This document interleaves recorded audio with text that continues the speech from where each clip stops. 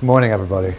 Duncan Graham from Ireland, and I'm not going to give you a general outline of the regulation of food product. I'm going to speak specifically about a new piece of legislation that we've just received. And once I've found, some new law that has just been introduced into Ireland last February, which it's called the Grocery Regulation of 2016, and it imposes some mandatory terms on wholesalers, suppliers and retailers of food product, including alcohol product. Just by way of background, we had a new authority established by legislation in October 2014, and it replaced our former competition authority and our consumer protection agency. It's called the Competition and Consumer Protection Commission. It became the enforcer of the unfair commercial practices, of which in Ireland there's, I think, all over Europe there's something like 27 blacklisted practices, which, as implemented into Irish law, when breached, are crimes. So the new CCPC then, as enforcer and regulator, published a list of the prosecutions it took during 2015, and most of those involved so-called distance contracts. I should say to you that by way of background, this regulation, groceries regulation, is important from an international perspective because it only applies to wholesalers, retailers and suppliers whose worldwide sales exceed annually 50 million euro. And given in Ireland these days most of the food product we enjoy is imported, and given also internationally the demand for our own agricultural products, dairy products, beer, whiskey, it is of relevance to an international marketplace. So you can see that shortly, from the 30th of April, all contracts concerning the supply of groceries, which include alcohol products, need to be in writing, and they include additives, food product additives, and exclude food products that are intended for immediate use, such as catering or takeouts.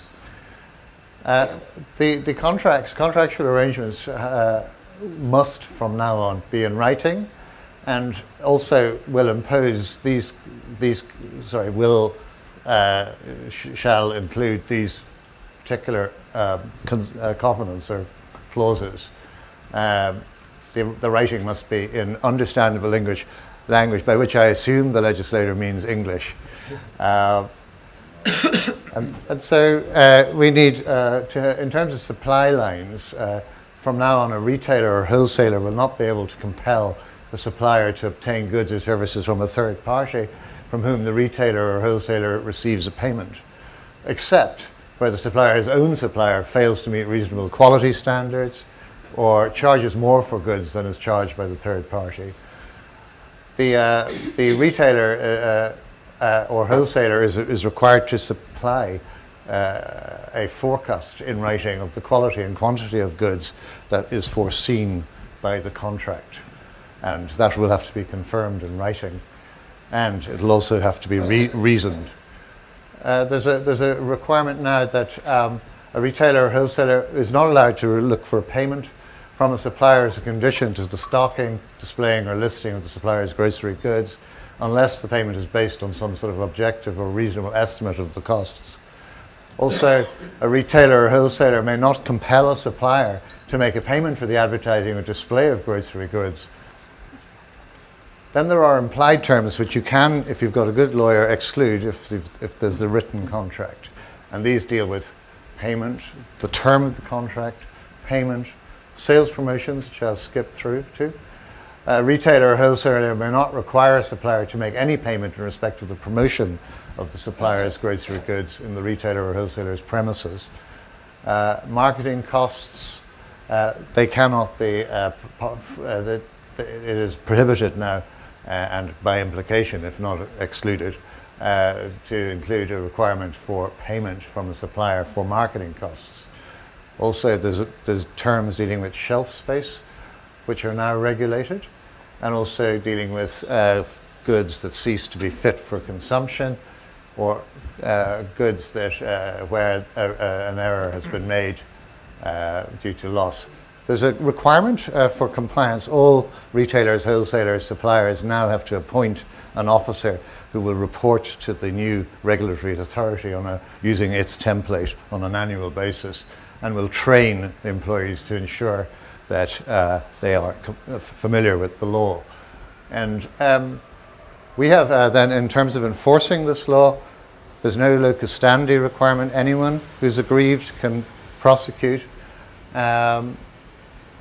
Penalties for breaches on summary conviction is set out there for you, and therefore this is a deterrent.